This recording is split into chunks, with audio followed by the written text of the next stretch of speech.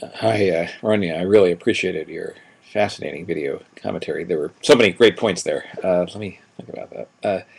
There's something about, of course, Julian Bonder's point about direct engagement with a space uh, that may perhaps rests a little bit uneasily with the assertion that, on the one hand, you can evoke but never fully know the other's experience, because clearly, I understand the point philosophically, but in a phenomenological sense, in terms of how the body is asked to interact and sensuously become involved with a great memorial, does seem to sort of take us into that space where we seem to know the other.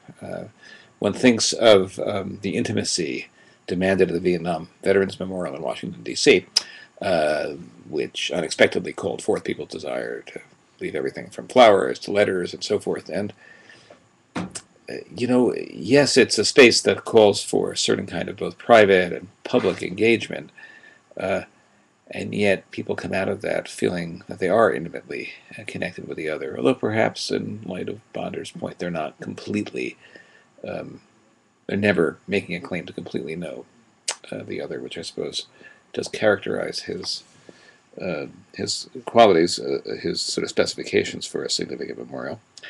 Uh, the Lincoln Memorial just next to it is interesting. It's nobody would ever leave anything there, I assume, and yet people do engage with it, not only looking at the remarkably sculpted face, but especially in reading the Gettysburg Address and the Second Inaugural in a sort of shocked way, usually discovering the prose that they haven't heard since childhood often, and overwhelmed with its brilliance, its beauty.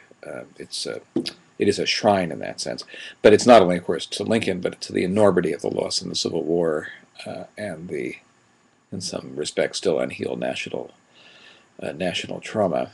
So it's yeah, it just seems to me that there's a certain unresolved tension between that claim not to know the other fully, which a fine memorial needs to defer, engage in an ethics of deferral, as was said, and that sensuous bodily engagement. They are both necessary, but they bleed into each other in some very interesting ways. Anyway, good to raise all these difficult and important